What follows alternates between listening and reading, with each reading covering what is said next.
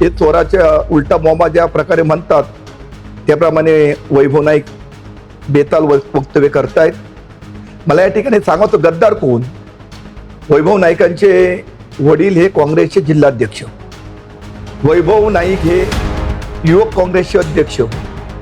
ज्या काँग्रेसने विजय नाईक यांना विधानसभेचं तिकीट पण दिलं, आता तुम्हाला निवडून यायला जमलं नाही, तुम्हाला सगळं काँग्रेसने दिलं होतं, तुमच्या घरातच काँग्रेसची सत्ता होती, ही सत्ता सोडून काँग्रेसला सोडून तुम्ही उद्धव ठाकरेंच्या त्यावेळेच्या शिवसेनेमध्ये प्रवेश केला. ती गद्दारी नाही, ते का भूषण आहे? हो, तुम्हाला जिल्हा अध्यक्ष तुमच्याकडे, युवक तर तुमच्याकडे, तुम्हाला काँग्रेस पक्ष का नाही तुम्ही मोठं केला? त्यावेळी तुमच्या हातातच सत्ता होती ना काँग्रेसची. मग काँग्रेस पक्ष या जिल्ह्यामध्ये का नाही वाढवला? आणि म्हणताय की मी गद्दारीचा कलंक लावायचा नाही, तुम्ही गद्दारीचा कलंक त्याच वेळी लावला आणि तुम्ही शिवसेनेमध्ये त्यावेळी प्रवेश केला.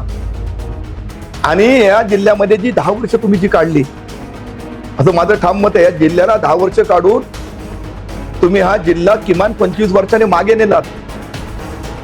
आता सांगताय की मी निष्ठावंत आहे. वैभव नाईकांच्या जर वरच्या मधल्यामध्ये थोडंफार जर अक्कल असती म्हणजे डोक्यामध्ये, तर 2019 मध्ये उद्धव ठाकरे मुख्यमंत्री झाले तेव्हा त्याला मंत्री केला असता. एवढा जवळचा आणि हुशार, बुद्धिमान, कुडाळ मालवणचा ओळख नसलेला आमदार जर उद्धव ठाकरेंच्या मर्जीतला असता आणि हुशार असता आणि पक्ष पुढे नेणारा असता महाराष्ट्रामध्ये किंवा या जिल्ह्यामध्ये, तर त्याला आमदार पद त्याला मिळालं, मंत्रिपद मिळालं असतं. का नाही दिलं त्याने?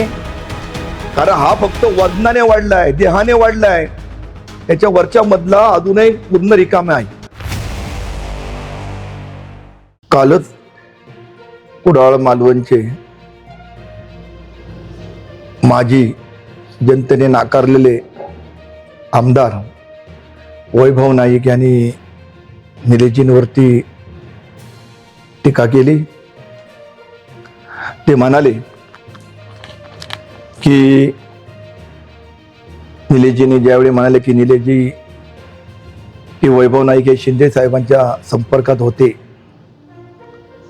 त्यावेळी ते म्हणाले की मी गद्दारीचा कलंक मला लावायचा नव्हता, मी शिंदे साहेबांच्या संपर्कात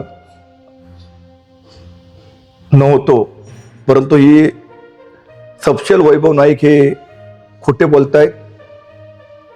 कारण आज पत्रकार परिषद घेण्याचा माझा उद्देश एवढाच आहे, कारण याच्यातलं थोडंफार मला माहिती आहे. 2024च्या इलेक्शनच्या पूर्वी मला 2-3 महिन्यापूर्वी सन्माननीय शिंदे साहेबांच्या माध्यमातून मला फोन आला. ते म्हणाले की तुम्ही शिवसेनेमध्ये शिंदे गटामध्ये, मला सांगत होते तुम्ही या.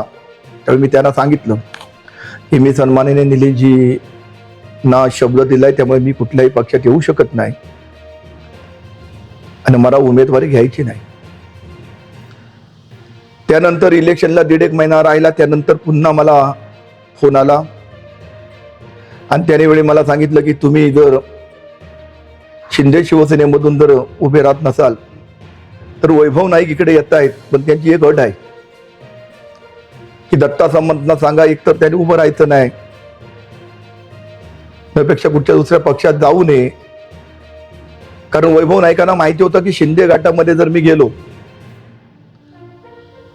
तर राणेंशिवाय पर्याय नाही, कारण वैभव नाईकांकडे काय माणसं नाहीत, मतदार नाही आहेत. त्यांना माहित होतं मी शिंदे गटात जरी गेलो तर मी त्या ठिकाणी निवडून येऊ शकत नाही, कारण राणेंशिवाय पर्याय नव्हता. आणि त्यावेळी त्याने मला शिंदे शिवसेनेकडून विचारलं गेलं की तुम्ही उभे राहू नका,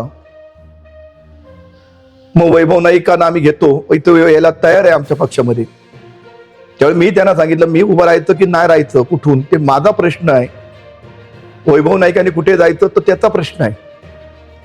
आता वैभव नाईक हेही सांगतील की दत्ता सामंतांचा काय मला फरक पडला नसता, मग 19 मध्ये मी जेव्हा फॉर्म भरलो तेव्हा माझा फॉर्म रद्द करून आटापिटा करण्याची काय गरज नव्हती, लढलं पाहिजे होतं त्याने. माझा जर त्यावेळी फरक पडला नसता, आता ते म्हणतील याच्यावर माझा फरक पडला असता की नसता, तर 19 मध्ये त्यांना जी त्यांची केविलवाणी माझा फॉर्म रद्द करण्याची जी धडपड होती त्याच्यावरच त्यांना माहिती होतं त्यामुळे हे चोराच्या उलटा बॉम्बा ज्या प्रकारे म्हणतात त्याप्रमाणे वैभव नाईक बेताल वक्तव्य करतायत. मला या ठिकाणी सांगायचं गद्दार कोण? वैभव नाईकांचे वडील हे काँग्रेसचे जिल्हाध्यक्ष, वैभव नाईक हे युवक काँग्रेसचे अध्यक्ष. ज्या काँग्रेसने विजय नाईक यांना विधानसभेचं तिकीट पण दिलं, आता तुम्हाला निवडून यायला जमलं नाही, तुम्हाला सगळं काँग्रेसने दिलं होतं, तुमच्या घरातच काँग्रेसची सत्ता होती, ती सत्ता सोडून काँग्रेसला सोडून तुम्ही उद्धव ठाकरेंच्या त्यावेळेच्या शिवसेनेमध्ये प्रवेश केला. ती गद्दारी नाही, ते का भूषण आहे? हो, तुम्हाला जिल्हा अध्यक्ष तुमच्याकडे, युवक तुमच्याकडे, तुम्हाला काँग्रेस पक्ष का नाही तुम्ही मोठं केला? त्यावेळी तुमच्या हातातच सत्ता होती ना काँग्रेसची. मग काँग्रेस पक्ष या जिल्ह्यामध्ये का नाही वाढवला? आणि म्हणताय की मी गद्दारीचा कलंक लावायचा नाही, तुम्ही गद्दारीचा कलंक त्याच वेळी लावला आणि तुम्ही शिवसेनेमध्ये त्यावेळी प्रवेश केला. आणि या जिल्ह्यामध्ये जी 10 वर्ष तुम्ही जी काढली, असं माझं ठाम मत आहे, या जिल्ह्याला 10 वर्ष काढून तुम्ही हा जिल्हा किमान 25 वर्षाने मागे नेलात. आता सांगतायत की मी निष्ठावंत आहे. वैभव नाईकांच्या जर वरच्या मधल्यामध्ये थोडंफार जर अक्कल असती म्हणजे डोक्यामध्ये, तर 2019 मध्ये उद्धव ठाकरे मुख्यमंत्री झाले तेव्हा त्याला मंत्री केला असता. एवढा जवळचा आणि हुशार बुद्धिमान कुडाळ मालवणचा ओळख नसलेला आमदार जर उद्धव ठाकरेंच्या मर्जीतला असता आणि हुशार असताना पक्ष पुढे नेणारा असता महाराष्ट्रामध्ये किंवा या जिल्ह्यामध्ये, तर त्याला आमदार पद त्याला मिळालं, मंत्रिपद मिळालं असतं. का नाही दिलं त्याने? कारण हा फक्त वजनाने वाढलाय, देहाने वाढलाय, त्याच्या वरच्या मधला अजूनही पूर्ण रिकामे आहे. आज निलेश राणेंवरती त्यांनी अजिबात बोलू नये. निलेशजींनी 1.5 वर्षामध्ये 2024 मध्ये निवडून आल्यानंतर जे प्रश्न सभागृहामध्ये त्यांनी मांडले, तो MSEBीचा पहिला भूमिगत विद्युत वाहिनी असतील, मालवणमध्ये जी 3-4 सबस्टेशन होती त्याच्या अगेन्स्ट 9 सबस्टेशन नवीन मंजूर करण्यासाठी त्यांनी MSEB डिपार्टमेंटचे राज्यमंत्री त्या ठिकाणी त्यांनी अधिवेशनात मांडलं, त्यांनी त्याला मंजुरी दिली. त्याच्यानंतर जे प्रोटेक्शन बंधारे होते ते मी तुम्हाला आकडेवारी देतो, ते जवळजवळ त्यांनी मंजूर करून घेतले. मामा वरेलकर नाट्यगृहासाठी त्यांनी निधी आणली, स्पोर्ट ग्राउंडसाठी निधी आणली, मग रॉक गार्डनसाठी निधी आणली, कुडाळ मालवण कसाल जो रस्ता आहे त्याला 300 कोटीची निधी आणली. कुडाळमध्ये अनेक कामं या ठिकाणी आणली. शेतकऱ्यांना जो नुकसान झालं होतं त्याच्यासाठी आवाज उठवला, त्यांना सुद्धा भरीव निधी एक वेळी त्यांना उपलब्ध करून दिली. मानगाव खोऱ्यासारख्या, कुळस सारख्या फॉरेस्टमध्ये जे काही घरकुल योजना होत्या अडकलेल्या होत्या त्या प्रत्ययाविषयी त्यांनी आवाज उठवला. फॉरेस्टमध्ये काही रस्ते अडकलेले आहेत त्याच्या संदर्भात त्यांनी आवाज उठवला. आरोग्याच्या संदर्भात त्यांनी अधिवेशनामध्ये आवाज उठवला. दशावतार कलांसाठी जे 2 कोटी होते ते 4 कोटी डबल मानधन करून आणि राज्य मान्यता दशावतार कलाकारांना मिळण्यासाठी त्या ठिकाणी आवाज उठवला. त्यांना तशी भरीव निधी त्यांना ठिकाणी मिळाली. मच्छीमारांचा डिझेलचा प्रश्न असो तोही मिळवला. ह्या वैभव नाईकाने 10 वर्षात काय केलं ते त्यांनी सांगावं ना. ज्या ठिकाणी सर्वसामान्यांचे प्रश्न मांडण्यासाठी जे व्यासपीठ असतं ते अधिवेशन, त्या ठिकाणी किती प्रश्न ह्या माणसाने मांडले हो, किती प्रश्न या व्यक्तीने जाऊन त्या ठिकाणी मांडले. कुठेतरी पर्सेंटेज असायचं, पारंपरिक याचे त्याचे वाद लावायचे, बोटीवरती होडीवरती जायचं. हा काय खलाशी होता? यांनी खलाशी म्हणा, टांडेल म्हणा, असलीच कामं केली. ह्या माणसाला कधी विधिमंडळ कळलंच नाही आणि त्याचं वाटोळं आमच्या कुडाळ मालवण मतदारसंघाचं झालं. आज निलेशजींचं काम होतं, मालवण नगरपालिकेचं इलेक्शन झालं, सोबळावर आम्हाला लढायची वेळ येईल. 100% सांगतो, आमचा एकही लोकातून निवडून आलेला नगरसेवक त्या इलेक्शनला नव्हता आमच्या पक्षामध्ये. 100% आम्ही शून्य होतो. पण निलेशजी निवडून आल्यानंतर विधिमंडळात जी कामं करतायत ते मालवण वासियांनी की कुडाळ मालवणच्या जनतेने किंवा सिंधुदुर्गातल्या जनतेने मतदारांनी त्यांचं काम बघितलं. मतदार हुशार आहेत, काम बघितलं आणि शून्य असलेल्या पक्षाला सन्माननीय आमदारांच्या माध्यमातून सर्व उमेदवार आमचे बहुमताने आम्हाला त्या ठिकाणी सत्तेत नगराध्यक्ष सकट बसवलं. हे वैभव नाईकांना का कधी नाही शक्य झालं सांगा सोबळावरती? काय शक्य झालं नाही यांना कधी लोकांना निवडून आणून सत्ता बसवायची? कारण यांनी फक्त गेली 15 वर्ष म्हणजे 2014 मध्ये तो निवडून आला, त्याच्यापूर्वीची 5-7 वर्ष खोटं सांगायचं, मग रेटून सांगायचं, जनतेमध्ये फक्त दिशाभूल करण्याचं काम या माणसाने केलं. कधीही ठोस यांनी कुठलंही काम केलं नाही. आज प्रत्येक ठिकाणी आरोप करतायत. आता मामा उरेलकर नाट्यकर 10 वर्ष का भंगारात त्याची परिस्थिती झाली, भंगारासारखी परिस्थिती झाली.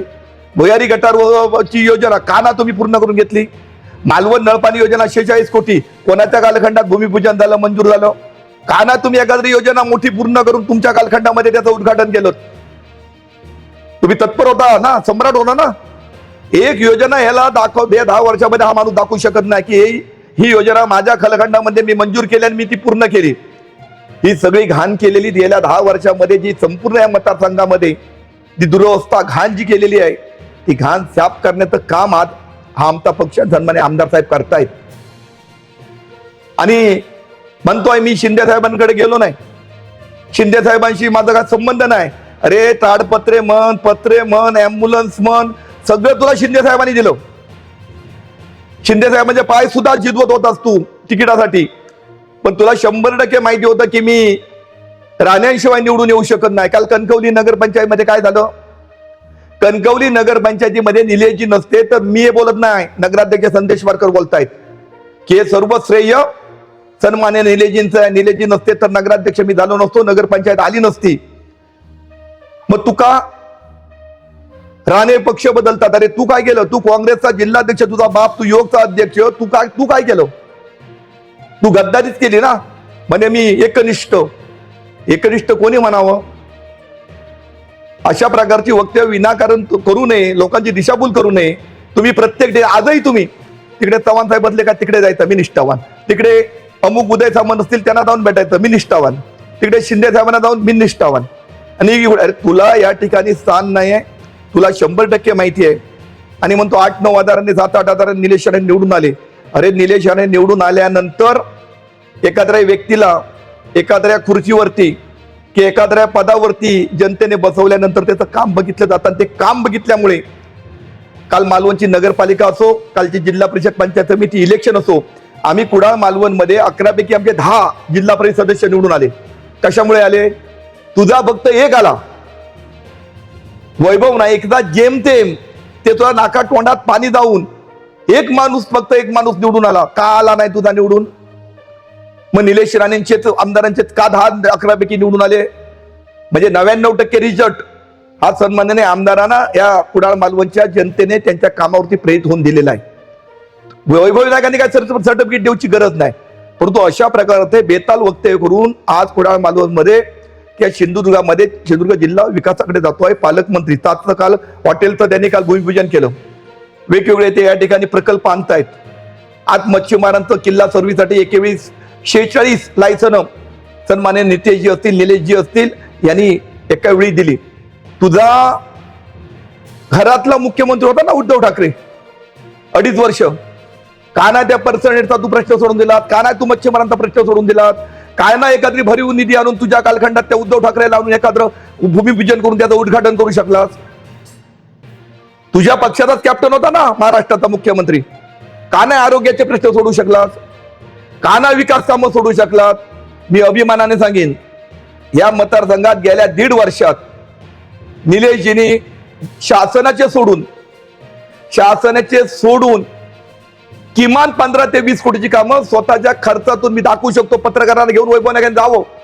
15 ते 20 कोटीची कामं लोकांच्या ज्या समस्या आहेत ते निलेश राणेंनी आपल्या एक लोकप्रतिनिधी म्हणून स्वतःच्या खिशातून सोडवलेले आहेत. मी अभिमानाने सांगतो. आणि कधी ह्याच्यावर जर वैभव नाईक चॅलेंज करत असतील मी यादी देतो आणि पत्रकारांना घेऊन त्या वाडीमध्ये त्या वस्तीमध्ये जावं त्याने. आणि हे काम गव्हर्नमेंटचं आहे त्या निलेशजीने स्वतः करून दिलेलं आहे हे त्यांनी त्या ठिकाणी विचारावं. अरे कुठली कामं करू शकलास नाही, तू काय करू शकलास नाही. आणि मी म्हणतो गद्दारीचा कलंक मला. अरे तू ज्यावेळी काँग्रेस सोडला त्यावेळीच काँग्रेसची तू गद्दारी केलीस. राणे साहेबांनी कधी नाही. काल विनायक आपला संजय राऊत यांनी काय वक्तव्य केलं की राणे साहेब शिवसेना वाढवण्यामध्ये राणे साहेबांनी भोगलाय, सोचलाय, त्यांचा महत्वाचा वाटा त्या ठिकाणी होता असं संजय राऊत म्हणाले. पण काही कारणास्तव राणे साहेबांना सोडावी लागली. लक्षात घ्या, हे मी नाही बोललोय, वैभव नाईक जर ऐका जरा, नाही तर कान फुटले असतील तुमचे.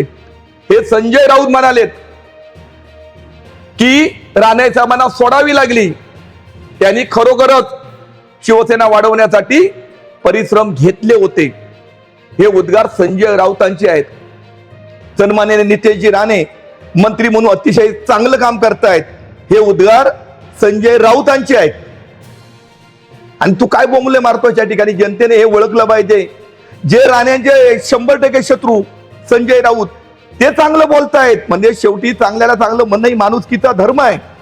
पण हे वैभव नाईकाला अजून काय कळत नाही, मला समजत नाही. आज त्याची बरीचशी मंडळी संपूर्ण त्याला सोडून जात आहेत. याचं आत्मपरीक्षण त्यांनी करावं. का ते सोडून निलेशजींकडे येत आहेत हे त्यांनी सांगावं. त्यांनी असा एखादा कार्यकर्ता 10 वर्षामध्ये असा हात धरून सांगावं की याचं भवितव्य ह्या सर्वसामान्य कार्यकर्त्याला भलं मी केलंय, मी ह्याला उभा केलाय, ह्याला मी ह्या खुर्चीवर बसवलाय, असं एक उदाहरण द्यावं. एक उदाहरण ह्या आमदाराने द्यावं. फक्त स्वतःच्या स्वार्थासाठी कार्यकर्त्यांची, शिवसेनेची त्यावेळी टीम घ्यायची, आपल्या स्वार्थासाठी, आपल्या इलेक्शनला फक्त खर्च करायचा. काल मालवण मध्ये नगरपालिकेमध्ये पैसे वाटले, कुठून आणले होते ते सांगावे त्यांनी. मालवण नगरपालिकेमध्ये तुमची परिस्थिती काय झाली ही त्यांनी बघावी. कालच्या जिल्हा परिषदमध्ये काय झाली. आज वैभव नाईक यांनी निलेश राणेंवरती बोलण्याचा त्यांचा अधिकार नाही, असं माझं ठाम मत आहे. मी आज त्यांना जे सांगतोय आणि भविष्यात सांगतोय, वैभव नाईक मी एक पक्षाचा कार्यकर्ता म्हणून तुम्हाला सांगतोय, 2029 मध्ये निलेशजी 50,000पेक्षा जास्त मताधिक्याने, मी सांगत नाही या कुडाळ मालवणची मतदार जनता त्यांना निवडून देतील, एवढं चांगलं काम आज निलेशजी करतायत. अरे ह्या माणसाला 288 मध्ये मतदारसंघामध्ये सभागृहात कुडाळ मालवण कुठे हे कागदार शोधवावं लागत होतं. तुम्ही काढा ना 10 वर्षाचे सगळे काढा ना, मीडिया तपासा ना, कधी आपला कुडाळ मालवणचा माणूस त्या ठिकाणी उभा राहा, आज अभिमान वाटतो. आज निलेशजी नागपूर असो किंवा मुंबईचं विधिमंडळ असो, बाहेर पडल्यानंतर जसं मुख्यमंत्री, उपमुख्यमंत्री किंवा एखादा मोठा नेता पक्षाचा असतो, तसं मीडिया निलेशजींना त्याच्या समोर कव्हर करण्यासाठी मीडियाची खचाखच गर्दी दिसायला पाहायला मिळते. ती कशामुळे? कर्तृत्वामुळे ना. वैभव नाईकांच्या वरच्या मधल्यात कधीच भर पडली नाही, फक्त ते वजन वाढवित गेले स्वतःच. पण मतदारसंघाला त्यांनी 25-30 वर्ष मागे नेलं, असं माझं ठाम म्हणणं आहे. त्यामुळे निलेशजींचं वरती बोलण्याचा तुम्हाला अधिकार नाही, हे मी तुम्हाला ठाणून सांगतो. आता मानद कलाकारांचा दशावतार, अरे दशावतारात तू जातो, तुझा मुख्यमंत्री होता, का नाही त्या दशावतारांना तू त्यावेळी दिलंस ते करून? का नाही गेलास त्या ठिकाणी सांस्कृतिक मंत्र्याकडे? का नाही मुख्यमंत्र्याकडे गेला? माझी कोकणची कला आहे, का नाही त्या ठिकाणी आवाज उठवलात? ही कामं सगळी वैभव नाईक निलेशजींनी केली आहे. म्हणून मी सांगत नाही दशावतार सर्व कलाकार, भजनी असो, दशावतार सगळी मंडळी आज निलेशजींच्या मागे का प्रेस घेऊन उभे राहत आहेत? त्यांना अक्कल आहे, कोणी आपलं काम केलंय, कोण आपल्यासाठी भांडतोय, कोण न्याय देतोय आपल्या विषयासाठी. आणि अभ्यासपूर्वक निलेशजी त्या ठिकाणी बोलतायत. आज निलेशजी मी म्हणत नाही, पण मीडिया म्हणते आहे की भविष्यात निलेशजी मंत्री होतील. निलेशजी मागत नाही आहेत की मला मंत्रिपद द्या, पण आज मीडियाच्या माध्यमातून शिंदे गटामध्ये, शिवसेनेमध्ये, विधिमंडळामध्ये एक अधिक जर कोण लढत असेल, अभ्यासपूर्वक जर कोण विषय मांडत असतील महाराष्ट्रामध्ये, तर निलेशजी त्या ठिकाणी एक युवा आमचा आमदार मांडतोय. त्याची दखल पक्षही घेतोय, विरोधकही घेते आहेत आणि मीडिया पण घेते आहे. वैभव नाईकाची का नाही कधी घेतली? हो, दीपक केसरकरला परत रिपीट केलं, त्यावेळी तुला का नाही गेलं? तू कार्यसम्राट होता असतं. कारण उद्धव ठाकरे नाही माहिती आहे, हे गोडावण आहे, ह्याच्या वरच्या मधल्यामध्ये काही नाही, काटे बटाटे भरलेले आहेत, ह्याला देऊन काय फायदा नाही. निष्ठेच्या वार्ता करू नका, निष्ठा सांगू नका. तुमच्या वडिलांनी काँग्रेसचं अध्यक्षपद भूषवलंय, काँग्रेसचे तिकीट घेऊन राहिलात, आता निवडून येता आलं नाही ते तुमचा विषय.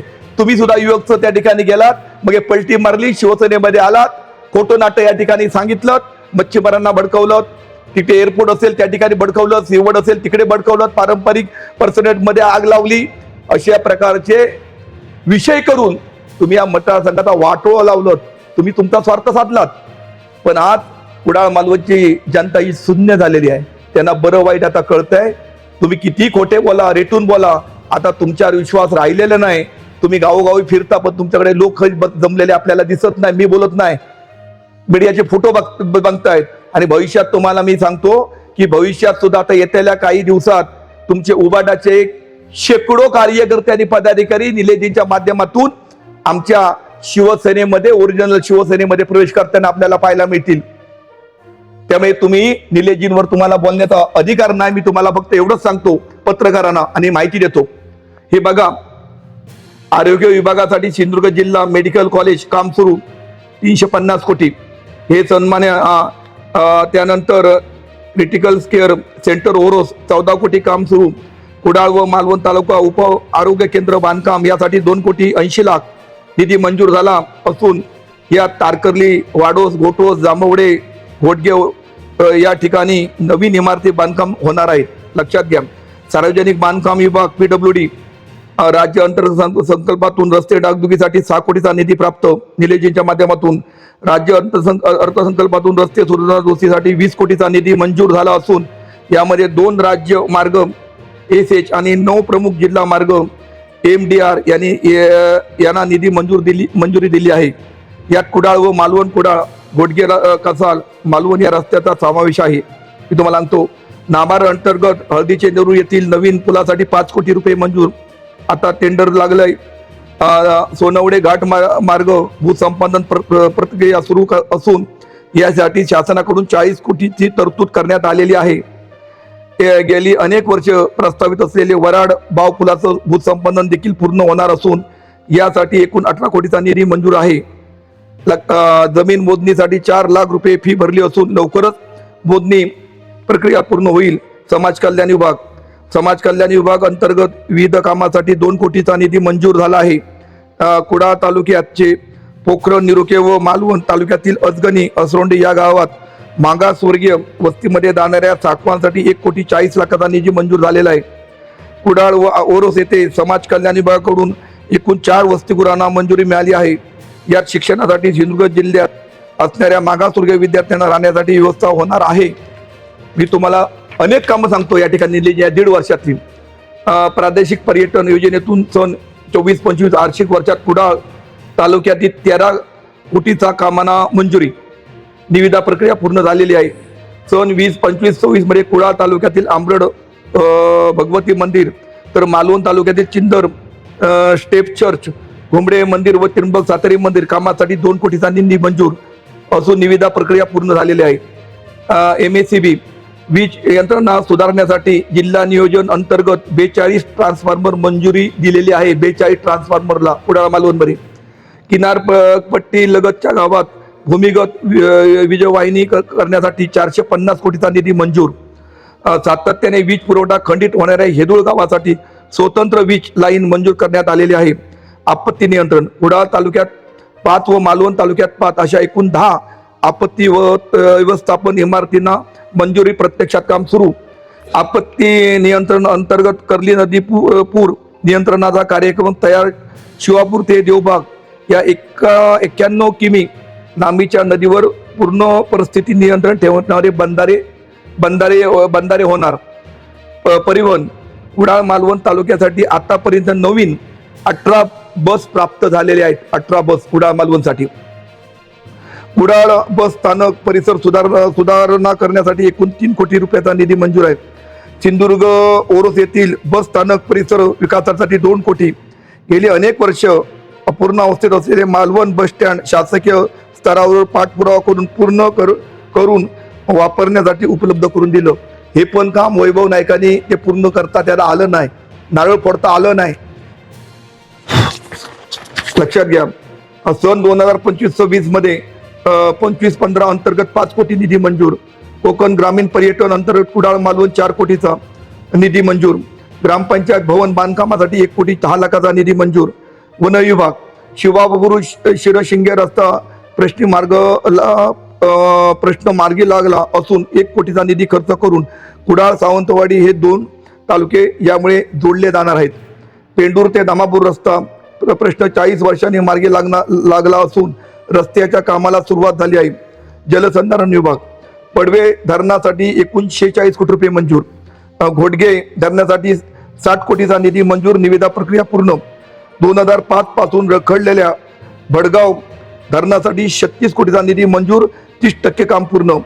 जलसंधारण बंधाऱ्याच्या कुडाळ तालुक्यातील पावशी, चंदवण, पडवे, जामवडे, माड्याच्यावाडी, निवजे, मानगाव, उंबरस, पंदूर, कुंदे व मालवण तालुक्यातील कातवड, रामगड अशा एकूण 16 कामांसाठी 5 कोटीचा निधी मंजूर, निविदा प्रक्रिया पूर्ण. जलसंपदा विभागातून दिगस, पुळास, निळेली, आरोग्य, ओरोस, हत्तेरी या धरणावरून सिंचन क्षेत्र वाढवण्यासाठी प्रकल्प राबवण्यात येत असून एकूण 15 कोटीचा निधी या कामासाठी खर्च करण्यात येत आहे. कामे सुरू आहेत. शासकीय इमारती. कुडाळ तहसीलदार कार्यालय इमारतीचे बांधकाम 2012 साली झाले. त्यानंतर आतापर्यंत या कार्यालयासाठी कुठलाही निधी मिळाला नव्हता. 2026 साली पहिल्यांदा तहसीलदार कार्यालयाच्या दुरुस्तीसाठी 70 लाखाचा निधी मंजूर. कुडाळ तालुक्यात एकूण 8 नवीन तलाठी कार्यालयाच्या इमारतींना प्रत्येकी 14 लाख याप्रमाणे निधी मंजूर करण्यात आले आहे. मालवण तहसीलदार कार्यालय दुरुस्तीसाठी 30 लाखाचा निधी मंजूर करण्यात आला आहे. मुंबई गोवा हायवेवरील पावशी रस्ता रुंदीकरण व जोड रस्ते पूर्ण करण्यात आले आहेत. धारापेठात येथे नवीन ब्रिज बांधकाम सुरू. वेताळ बांबर्डे येथील अपूर्ण हायवेच्या कामासाठी 6 वर्ष प्रलंबित प्रश्नी मार्गी लागला असून हायवेचे रुंदीकरण पूर्ण होणार आहेत. पतन विभाग. देवबाग समुद्र किनारी 129 कोटीचा धूप प्रतिबंध बंधाऱ्याच्या मंजुरी मिळाली आहे आणि काम तळातील तोंडवळी, वायरी, आचरा, कोळम, राजकोट येथे 65 कोटी रुपयाच्या बंधाऱ्यांची कामे सुरू आहेत. कुडाळ तालुक्यातील पावशी, बिबवणे, सरंबळ, सोनवडे, चंदवण येथील बंधाऱ्याच्या कामासाठी 12 कोटीचा निधीला मंजुरी मिळाली असून त्यातील पावशी बंधाऱ्याचं काम 20% पूर्ण झाले आहे. चंदवण, वालालोल, नेरूळ, सोनवडे, बांबोळी येथे 1 कोटी 80 लाख निधी खर्चून जेटी बांधकाम पूर्ण करण्यात आले आहेत. अनाव येथील जेटीला मंजुरी मिळाली आहे.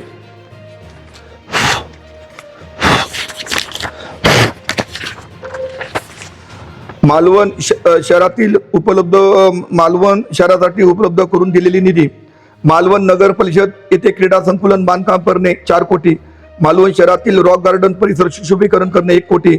मालवण शहर नळपाणी योजनेसाठी 46 कोटीचा निधीला मंजुरी, प्रत्यक्ष कामाला सुरुवात. काम प्रगतीपथावर आहे. जिल्हा वार्षिक योजना नगरोत्थान 5.68 कोटी. एकूण कामे 55 मंजूर असून त्याची सद्यस्थिती पुढील प्रमाणे आहे. ॲग्रीमेंट स्टेज 44 कामे. स्थायी समिती व समितीसमोर 3 कामे. निविदा प्रक्रियेत 2 कामे.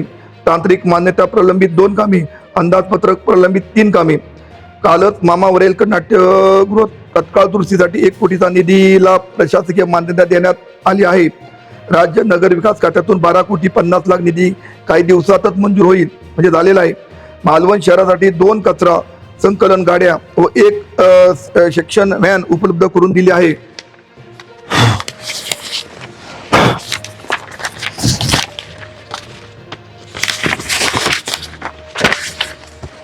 कुडाळ शहरासाठी उपलब्ध करून दिलेली निधी. नगरोत्थान योजनेतून 6 कोटीचा निधी मंजूर करण्यात आला असून त्यातील अनेक कामे पूर्ण करण्यात आलेली आहे. कुडाळ शहरातील कचरा प्रश्न सोडवण्यासाठी कचरा प्रकल्पासाठी 5 कोटीचा निधी मंजूर करण्यात आला आहे. कुडाळ शहरातील गणेश विसर्जनासाठी 1 कोटी रुपये खर्च करून गणेश घाट बांधकाम सुरू आहे. नमो गार्डनसाठी 1 कोटीचा निधी मंजूर झाला असून प्रत्यक्ष काम पूर्ण झालेले आहे. कुडाळ शहरातील RSN चौक MIDC रस्त्याचे चौपदरीकरण पूर्ण झाले आहे. MIDC ते वेंगुर्ला जोड रस्ता, MIDC चे पाट जोड रस्ता काँक्रीटीकरण करणे या 2 कामासाठी एकूण 25 कोटीचे प्रशासकीय मंजुरी मिळाली आहे. कुडाळ नगरपंचायत इमारत बांधकामासाठी 5 कोटी निधी मंजूर झाला असून शासना स्तरावर पाठपुरावा सुरू आहे. कुडाळ नगरपंचायती 2 कचरा संकल्प गाड्या व 1 सेक्शन व्हॅन उपलब्ध करून दिली. राज्य नगर विकास खात्यातून एकूण 12 कोटी 50 लक्ष निधी काही दिवसातच मंजुरी दिलेली आहे. क्रीडा. राज्य क्रीडा विभागाकडून कुडाळ येथील क्रीडा संकुलन उभारण्यासाठी 3 कोटीचा निधी प्राप्त झाला असून कुडाळ तहसीलदार ऑफिस शेजारी हे क्रीडा संकुलन करण्यात येणार आहे.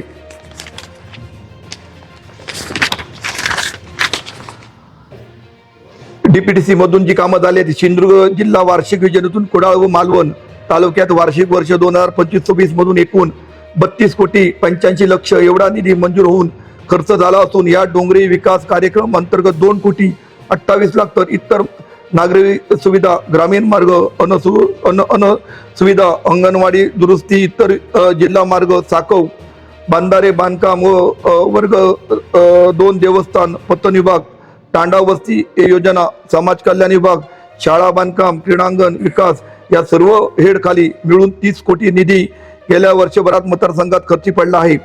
तांडा वस्ती विकास कार्यक्रम. तांडा वस्ती विकास अंतर्गत कुडाळ तालुक्यातील पंदूर, हिरलोक, पडवे, गोटोस, वाडोस, पोखरण, कडावल, शिरगाव, पाट, जांभवडे, गावनळे व गावासाठी, तर मालवण तालुक्यातील खोटले, कातवड, काळसे, हिवाळे, चिंदर, तळगाव, नांदोस, असरोंडी या गावासाठी विकासा कामासाठी 2 कोटीचा निधी मंजूर करण्यात आलेला आहे. विशेष लक्षणीय 6 वर्ष ढकललेल्या वराड सोनवडे पूल पूर्णत्वास नेले.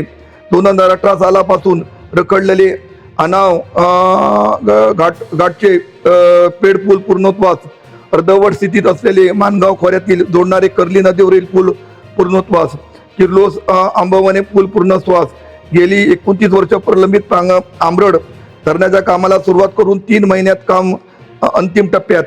सिंधुदुर्ग जिल्ह्याला पूर्णवेळ कामगार अधिकारी नसल्याबाबत आवाज उठवून जिल्ह्याला कामगार अधिकारी मिळवून दिला. ओरोस येथे असलेले कुडाळ तालुक्यात पाणी पुरवठा कार्यालय पुन्हा कुडाळ येथे सुरू करण्यात आले. यश. क वर्ग असलेल्या तब्बल 27 पेक्षा जास्त मंदिरात निधी उपलब्ध करून दिला. कुडाळ व मालवण तालुक्यातील गेली 10 वर्ष झालेले धरण संरक्षण करून पोखरण, कडावल, जांभवडे, ओरोस, खुर्द, आवळेगाव, वराड, देवली या गावात लपा योजनेत प्रस्तावित करून घेतल्या. 10 वर्ष संरक्षण न झालेल्या ग्रामीण मार्ग व इतर जिल्हा मार्ग यांचा सर्वे आदेश दिला. यामुळे मोठी ग्रामीण मार्ग इतर जिल्हा मार्ग होणार, तर छोट्या रस्त्यांना ग्रामीण मार्गाचा दर्जा मिळणार. अशी अनेक कामं अजून पण माझ्याकडे काम आहे. मी तातडीची पत्रकार परिषद घेतली, परंतु वैभव नाईकांना मी सबुरीचा सल्ला देतोय, तुम्ही किती बोंबला, निलेश राणेंचं महारथ आता तुम्ही आवरू शकणार नाही. तुम्हीच काय, कोणच आवरू शकत नाही. कारण निलेशजींचं जे काम चाललेलं आहे, ज्या पद्धतीत ते आपल्या मतदारसंघात या राज्यामध्ये काम करतायत, आणि त्यांना माहिती आहे आपल्याला लोकांनी निवडून दिलंय, त्यांचे प्रश्न कुठे मांडले पाहिजे. गेल्या 10 वर्षात वैभव नाईकांना हे साधी गोष्ट कळली नाही. ते खोळ्या म्हणजे वजर होतो आणि खूळ भांडतो, तसं ते कुठेतरी येऊन ते वजर होत आणि खूळ भांडत आहे इथले कुठे ते गल्ली वस्तीत. त्याला कळलंच नाही सचिवालय, मंत्रालय, विधिमंडळ. त्यामुळे आमच्या कुडाळ, मालवण आणि या जिल्ह्याचं मोठ्या प्रमाणात नुकसान झालंय, हे या जनतेने ओळखलेलं आहे. आणि निलेशजींना सर्टिफिकेट आणि तुम्हाला त्यांच्यावरती बोलण्याचा नैतिक अधिकार नाही. तुमची माणसं तुम्हाला सोडून जात आहेत. तुमच्या माणसाचा तुमच्यावरती विश्वास राहिलेला नाही. फक्त तुमच्या स्वार्थासाठी तुम्ही हे राजकारण करताय. ते दिवस आता संपलेले आहेत. खोटं बोला, रेटून बोला असं सांगून ह्या कुडाळ मालवणमध्ये गेली 10 वर्ष जी अवदिशा वावरत होती, त्या अवदिशेला या मतदारांनी बाजूला करून लक्ष्मीची पावलं या मतदारसंघामध्ये आलेली आहेत. त्यामुळे ही जनता पुन्हा कधीच या अवदिशेला या मतदारसंघामध्ये प्रवेश देणार नाही. त्यामुळे निलेशजींच्या मताधिक्याचा तुम्ही विचार करू नका. मी एक सर्वसामान्य कार्यकर्ता म्हणून सांगतो की 2029ला निलेशजींचा मताधिक्य हे 50,000पेक्षा जास्त असेल. आणि तसं जर नसेल तर मी राजकारण सोडेन, एवढं मी अभिमानाने सांगेन. अशा प्रकारचं निलेशजी स्वतः काम करतायत आणि निलेशजींच्याच कामावरती प्रेरित होऊन नगरपालिका असो किंवा जिल्हा परिषद असो, जी इलेक्शन झाली आणि जे पक्ष प्रवेश होत आहेत मोठ्या प्रमाणात, जे झाले आता पुढे होत आहेत, हे केवळ निलेशजींच्या कामावरती प्रेरित होऊन निलेशजी जे काम विधिमंडळात करतायत, जे प्रश्न सर्वसामान्यांचे मांडतायत, याच्यावरती प्रेरित होऊन हे सगळे होत आहेत. त्यामुळे तुम्हाला जर पोटसूळ जर उठलेलं असेल तर लवकर तुम्ही एअरडेलची बॉटल घ्यावी. कारण एक बॉटल तुम्हाला पुरणार नाही, कदाचित डझनभर पाहिजे. कारण तुम्ही कधीही तुमची वरच्या मधल्यामध्ये बुद्धी वाढली नाही. तुमचा फक्त देहाची आणि स्वतःची फक्त किलोने वजन वाढलं, परंतु विकासासाठी अक्कल तुमची कधीही वाढली नाही. त्यामुळे तुम्ही अकलेचे तारे तोडू नका, एवढा मी तुम्हाला सबुरीचा प्रश्न या प्रसंगी देतो.